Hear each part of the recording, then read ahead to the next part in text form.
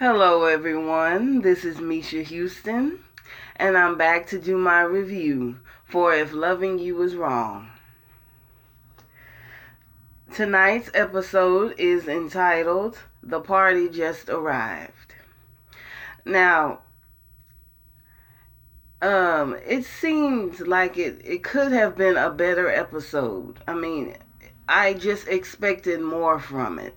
It was a good episode. It was entertaining. I enjoyed what I saw on the screen, but I just expected, more. More from the confrontations, more from the dialogue, more from the action that I saw in the preview. But I am pleased with it, and I am pleased with a few outcomes that happened in the story. It could have been better, but I'm pleased with it nevertheless. The first group of people that we start off with is Kelly Esperanza, Rick, and the other officers of the police. Now, Kelly is freaking out. She's terrified, and she's trying to figure out where her son is and what is going on.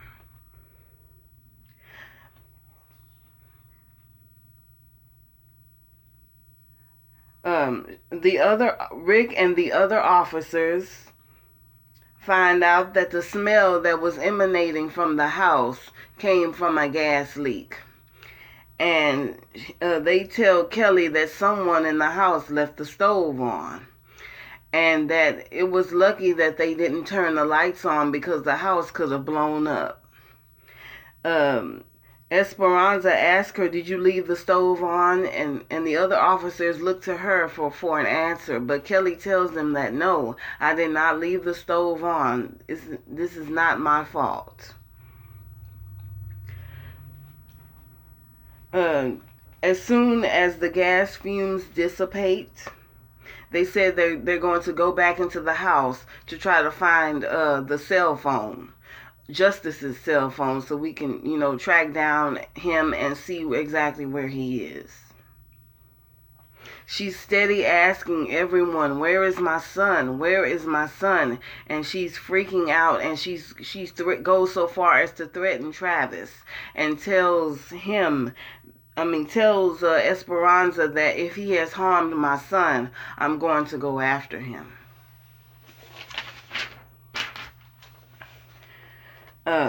Now, meanwhile, back at Alex's house, Peter and Paisley are sitting on the couch, and Peter goes to the window, goes to the front door and pokes his head out.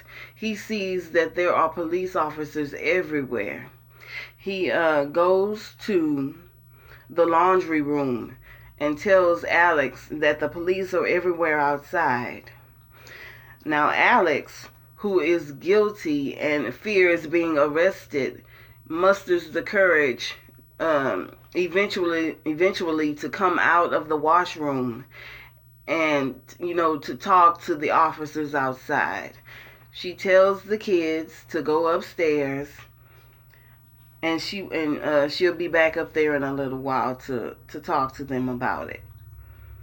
Alex goes to the front door after she hears a knock on the door, and it's Officer Rick. Officer Rick tells Alex that we're trying to find out some information for a missing child. She says, "Missing child," and then she sees Kelly and Esperanza walk up to her front door. Kelly and Esperanza say that Justice has been kidnapped and that they're desperately looking for him. But Alex tells them both to calm down, that Justice is here in her house, and that he's doing okay. He's right upstairs. Alex goes into the house and calls Justice, and Justice comes down the stairs, and Kelly and he hug. There's a collective sigh of relief that Justice is okay. She asked Justice, "Why didn't you answer any of my phone calls?" And Justice tells Kelly that he was talking to Travis. And then Kelly warns Justice never to be anywhere around Travis again. You're never to speak to him or talk to him, and you're not to get in his car ever again.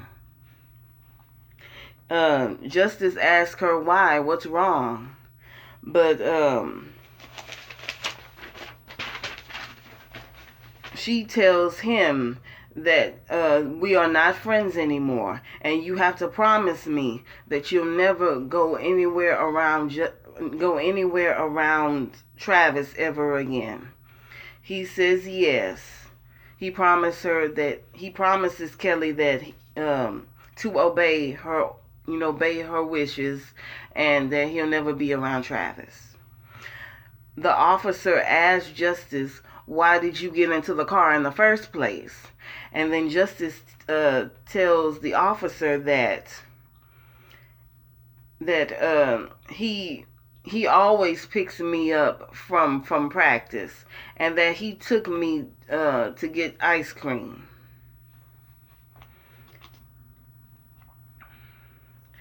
Esperanza tells Justice to go upstairs so that Kelly and everyone can talk about what happened here today.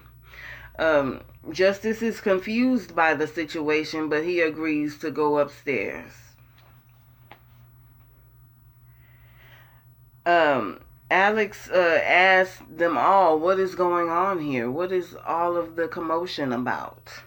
And Esperanza tells Alex that Travis took Justice without Kelly's permission, that he has been violent towards her, and that he's been stalking and harassing her. Alex, doesn't believe any of this, because all of the time that she spent with Travis, which really isn't very much time, she's always seen Travis as a good and decent man. But I mean, as we all know, that Alex, hasn't spent much time with him, and she doesn't know him really all that well. So it's kind of hard for her, to say that she doesn't know Travis, and she really hasn't spent so much time with him, so she really doesn't know the situation. All she knows is that when she's seen Travis, he's been okay.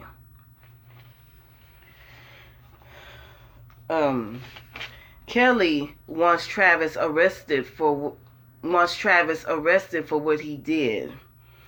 And then the officer says, okay, you can go and file charges against him, but you would have to come to the station in order to do that. Kelly agrees, but she says that she doesn't want to leave without Justice. She insists that Justice stay with her. But Alex promises her that she will watch him until she gets back to the house, and that she'll keep him safe and not let him out of her sight. Esperanza agrees with Alex, and Kelly eventually agrees, and she leaves the house for the police station. So, I mean, this was definitely a mess. I mean, I'm really, really tired of Travis. I'm really tired of him doing this to her. I mean, these ridiculous mind games. That's all this is. Some sort of mind game to anger her and to piss her off, and to have her in stress, have her stressed out when she doesn't really need to be. I mean, I just really wish that he would just move on with his life. I mean, he's not even a good villain, in my estimation. Your story needs a good villain, but to me, he's just not even a good villain. He's not even worth the energy of getting angry about, He just doesn't do it for me, and he never really has as a character. The next group of people we go to is Stephen, Ben, and Eddie. Now, Stephen comes out of the captain's office, and he asks Ben to come in to talk to him. Stephen accuses Ben of being on the captain's computer without permission to be on it.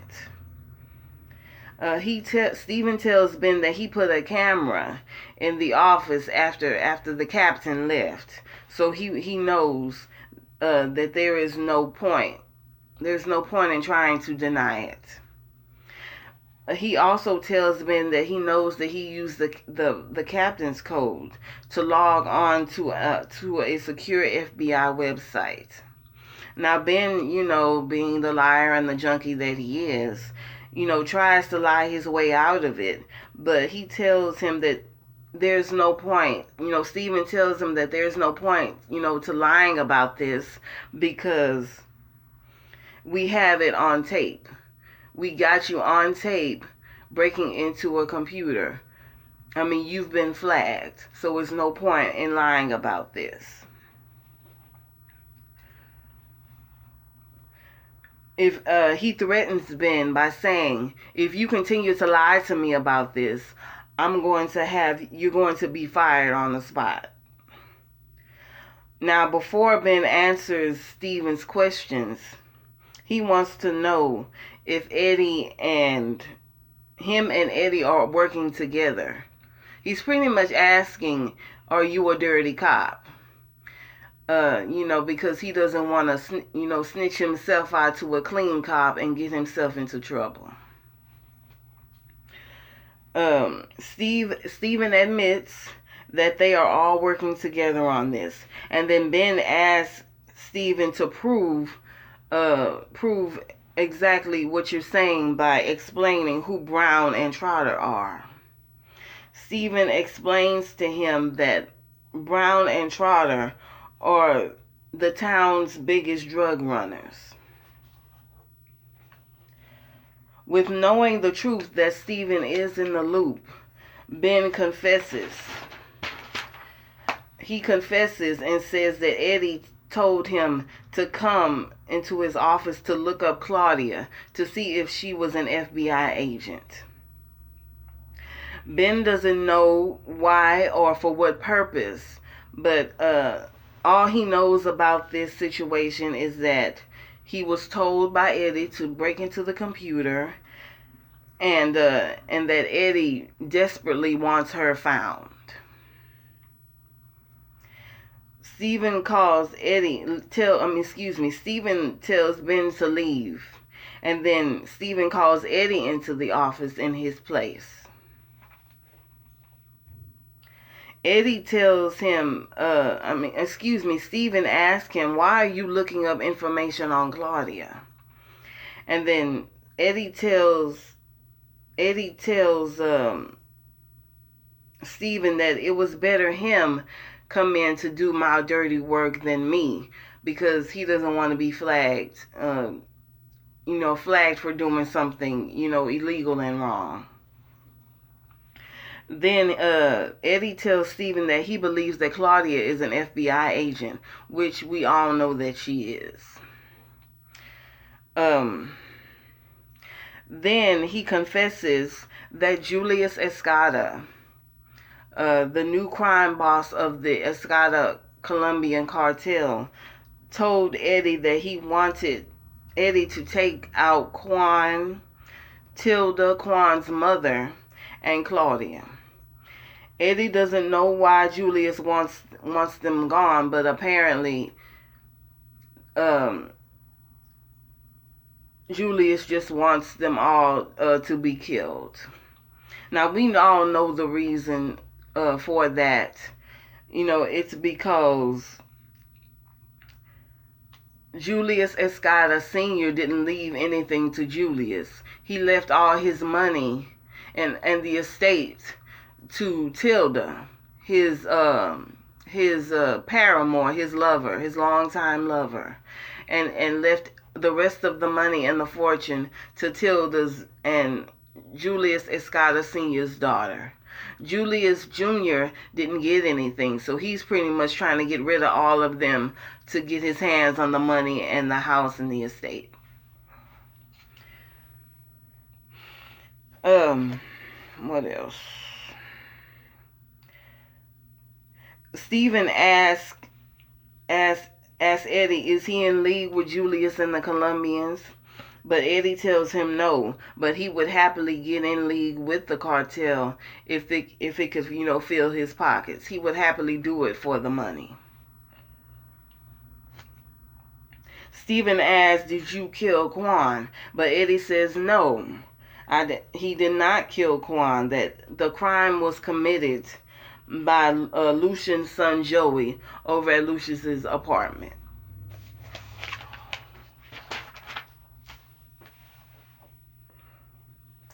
Eddie thinks that if he could get rid of Tilda and Claudia, then he'll be on Julius's good side, and that he'll owe him.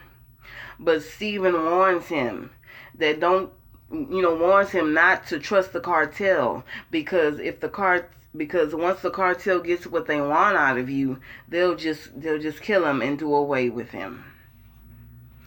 Eddie says that he wants to make amends for the past mistake that he made with Julius.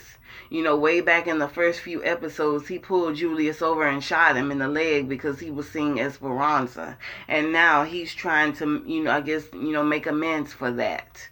And, he thinks that if he can get rid of these three people, well, rather these two women, Tilda and Claudia, then he'll be in good, with Julius, and all will be settled.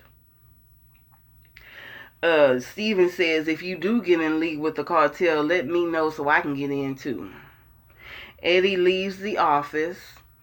He insults Ben, calls him an idiot, and then he tells him to shut up and walks off.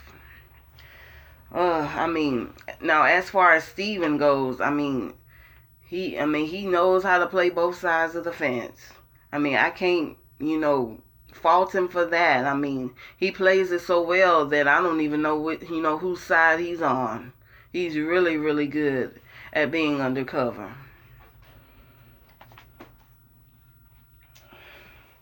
Okay, the next two people we get to is Dianne and Terrell. Dianne takes a call from Terrell from the prison, and she asks him how he is doing, and he says that he's doing okay. She also asks him, has there been any news about the parole hearing? And he says, no, I haven't heard anything yet. Then Terrell tells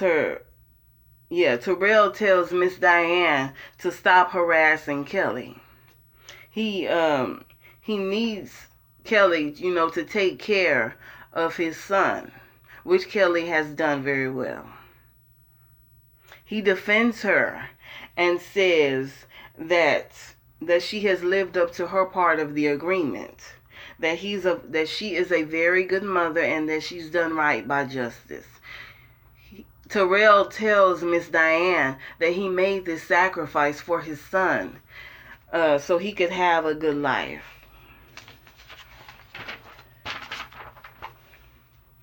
He tells Miss Dianne that Justice is smart, and that he's doing well in school, and that he's a good and strong, he's a good and strong person, a good and strong child.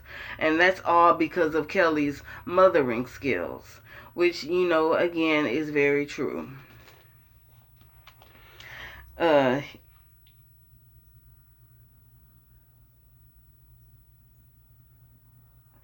He also tells Miss Dianne, his mother, that, to stop harassing her. Just let Kelly tell Justice, in her own time. That, it's no rush, because he doesn't think he'll be getting out anytime soon.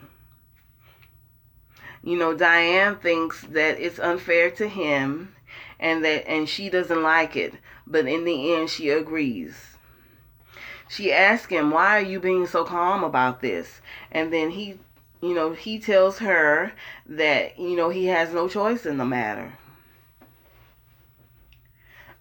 She asks him, how is he doing? And then he says he'd be better if he didn't have to referee between the two of you. Miss Dianne is very angry with Kelly for obvious reasons, but he But Terrell, insists on telling her, don't harass Kelly, leave her alone and let her raise my son. And Dianne agrees again. She says yes, she will stop harassing Kelly. She asks him, the she asks him, no, he asks her, how is she doing? And then he says, she says that she'll be better once he's out. And he says, well, soon enough. I'll be out soon enough. And then he hangs up the phone. So, I'm glad that Miss Dianne is going to, make some sort of an attempt to stop harassing Kelly, because, in my opinion, she's working my last nerve. The next group of people we go to is Randall, Natalie, and Alex. Natalie drives up in a taxi cab to her new house, and Randall walks up the sidewalk to meet her. He says hello to her and welcomes her into the neighborhood.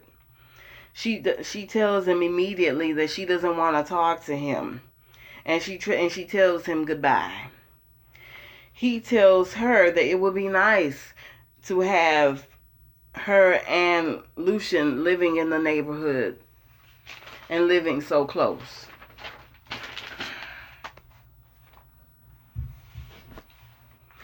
She accuses him of being up to something, but he says that he wants to apologize.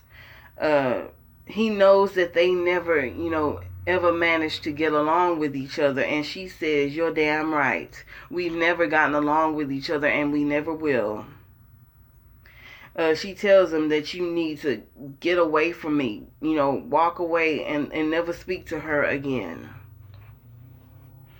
Randall wants to ask her a question, but Natalie tells him that I don't know you, I don't like you, and I don't trust you, and you don't get to ask me for anything. She is so disgusted by him that if he went up in flames, she wouldn't spit on him to put the fire out. He says that that's okay, but he needs to let her know that Lucian has been cheating. Has been cheating on her with Alex behind her back. He says that he saw, Randall says that he saw Lucian leaving Alex's house, and then when he confronted her about it, she told him, Alex told Randall that Lucian was the father of her baby and that she was having an affair with him. She accuses him of lying, but he promises her that what he's saying is true. She told me to my face that she was having an affair with Lucian.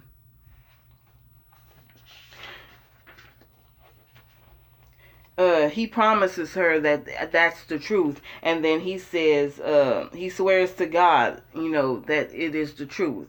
And then she tells him even the devil can make a promise. Randall insists one last time that he is telling the truth, and she tells him to go away and leave her alone.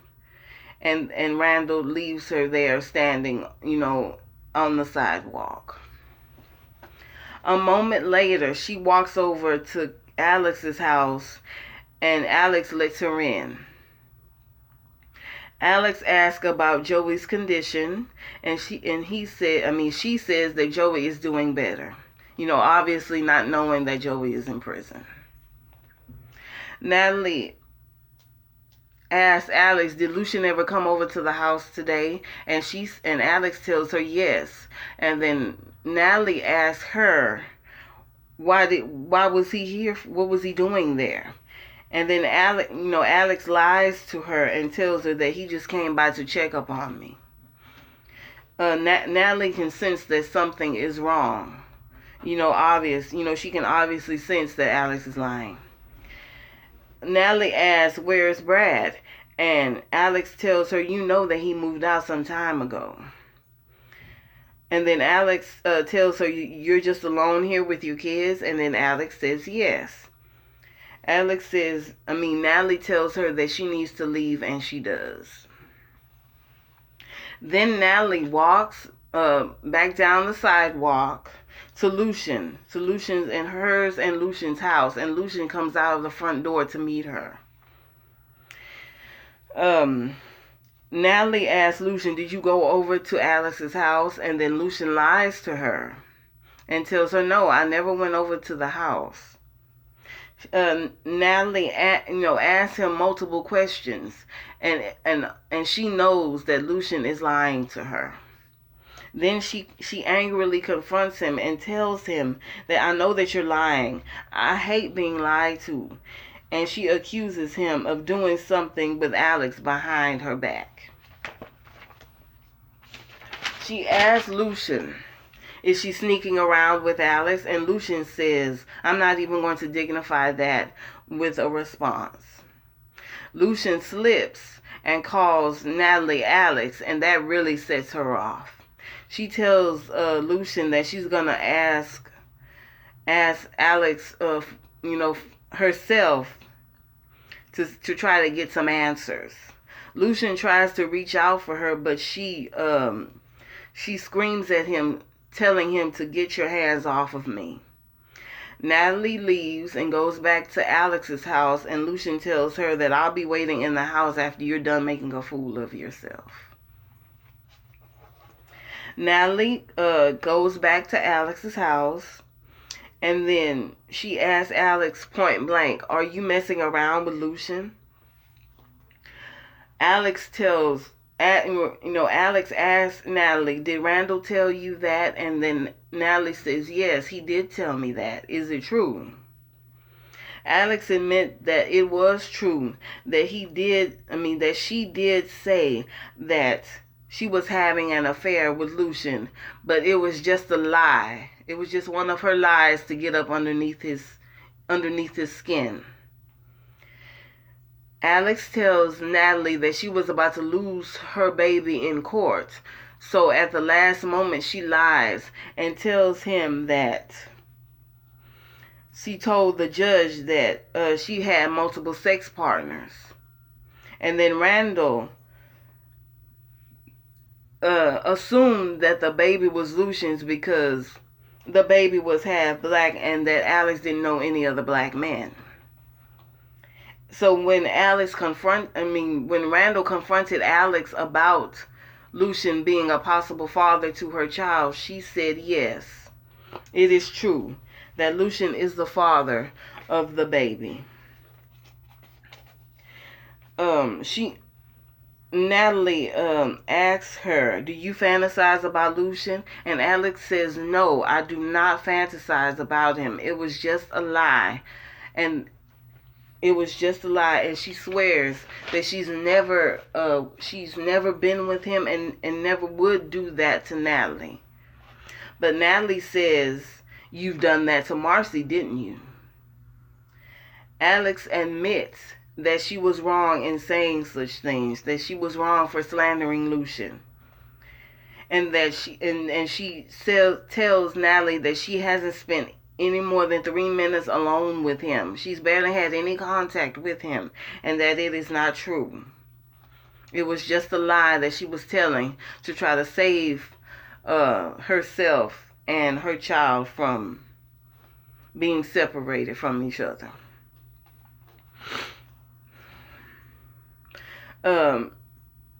Alex tells her that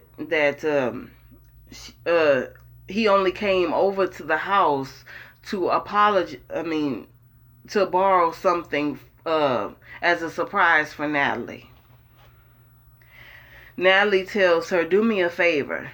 Keep my man's name out of your mouth, because people can get hurt behind something like this." And Alex says that she is sorry for this and that she shouldn't have said what she said. Natalie also tells her that she needs to tell Randall the truth and stop lying to him, before the lie starts to spread all over town. She says that she's sorry for what she's done and that she will tell Randall the truth today. I mean, she really shouldn't have said that at all. And I mean, she just shouldn't have said that. I mean, Alex really needs to stop telling all these lies and tell the truth for a change. Now, Natalie goes back into goes into her new house, and she is stunned to realize that Lucian has beautifully furnished the house just for her and for the kids. She's crying, and she's asking him, "Did you really do all of this?" And then he teases her and says, "I'm not talking to you." She apologizes to Lucian, and she tells him that she explains to him what the situation was with Alex and Randall. He can't believe it, but apparently, it's true that Alex did lie on him, saying that they were having an affair. But Natalie believes that it is not true. She explores, the house. She looks, she goes into the kitchen and the other rooms of the house, and she is thoroughly pleased. She's so happy, and she loves her new place.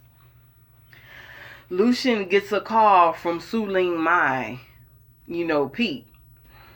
She gets a call from Pete. Lucian gets a call from Pete, and Pete tells Lucian a story about a young man that he met in rehab.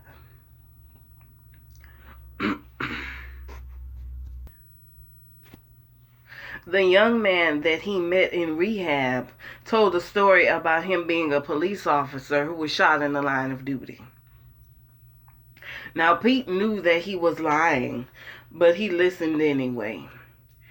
Pete said that the young man was Lucian's partner, and that the reason that he was shot is because Lucian didn't back him up. And then all of a sudden, the cops came in and rushed in to arrest him because he violated his probation. Then Lucian asked Pete what was the young man's name, and then Pete said his name was Joey. And then it dawns on Lucian that his stepson Joey was taken off to prison for violating his probation. He tells Pete this, and Pete says that he's sorry for his error, and that he'll see him, later on whenever he can. He says that he's going to have to hang up because he's going to have to tell Natalie, his mother, what happened. And Pete says he understands, and then they both hang up the phone. Now, Natalie is in her daughter's new room, and she gushes and she cries and she says that she always wanted to live like this, that this is a dream come true for her, a dream that she never thought would happen. She wanted this for herself, and she also wanted this for her kids as well. They move over to their new bedroom, and Natalie wants to make love to Lucian on her new bed. Lucian tells her, before we do that, Lucian tells her that Joey has been sent back to prison for violating, his parole. The police officers came to the hospital and picked him up and brought him and took him back into custody. Natalie's tears of joy turn into tears of heartache and heartbreak. She tells Lucian that if it ain't one thing, it's another. Lucian tells her, no matter how this plays out, we're going to get through this together. It's really sad. I really feel sorry for her because the second she tried, she manages to find some happiness, some bad news pops up and takes it all away. It's so sad. The next two people we go to is Kelly and Miss Dianne. Kelly walks into Miss Dianne at the police station. Dianne teases Kelly, saying that you're finally here to turn yourself in after all these years. But Kelly is really in no mood for Miss Dianne and her antics today. Dianne, is happy and in good spirits because she just heard that it may be possible for Terrell to get out of prison a little bit sooner. Kelly, could care less about that. She's off in her own, she has her own problems in her own situation. And she could really, at this point, really care less about Terrell and whether he gets out of prison or not.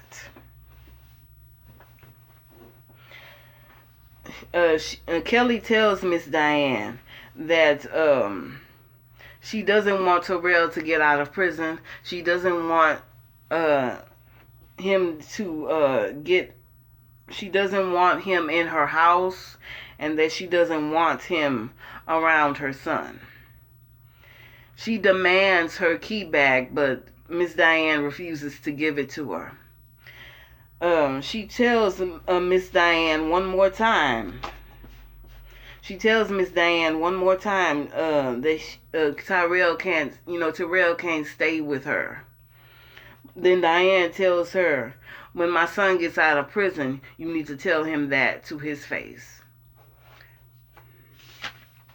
Which, I think is true. I kind of agree with Miss Dianne on that. If she doesn't want him being there, she needs to tell him truthfully and openly herself. The last scene of the episode. The characters we come across are Brad, Randall, and Eddie. Randall comes into Brad's office, and immediately Brad wants him to leave. Randall says that he's sorry and that he's here to drop the lawsuit that he had filed against him in the previous season. Brad doesn't care about that at all and tells him that he wants him gone. Then Randall starts to ramble on about Alex and the latest crop of lies that she told.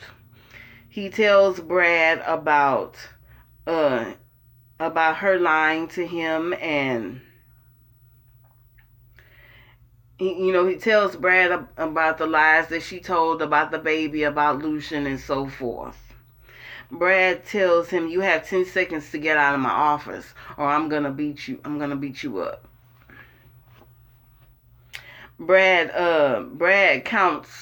starts to count to 10, and he makes it to 9, and he gets up out of his chair and walks towards Randall. Randall says that he's going to leave and that he apologizes again and says that he's, sorry and that he's thankful that he saved the baby's life.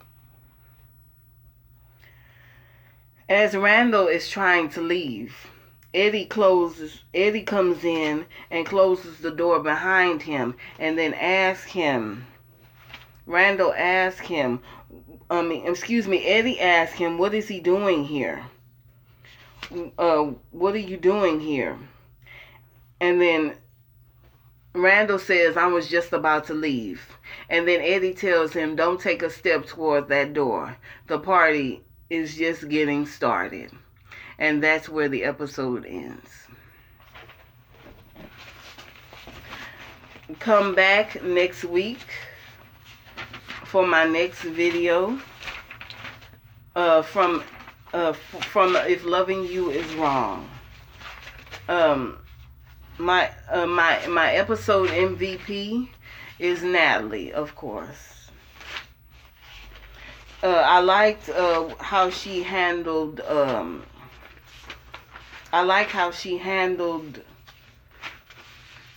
Handled Alex. In that moment when she confronted her about the lies that she was telling.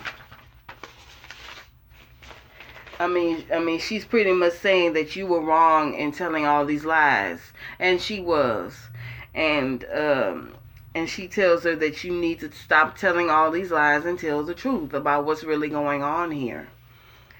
For just Natalie telling Alex to be honest, to stop telling all these lies, I've made her my MVP, and she will be in my thumbnail. Come back next week for the next episode. The episode will be entitled "Don't Lose Your Deposit." Now, by the preview, it looks pretty good, and I can't wait to see it next week. Make sure you like, you comment, you share, and subscribe if you enjoy my videos. And I will be back next week for the next episode of If Loving You Is Wrong. Enjoy your life as I do, and have a wonderful, wonderful day. Thank you so much.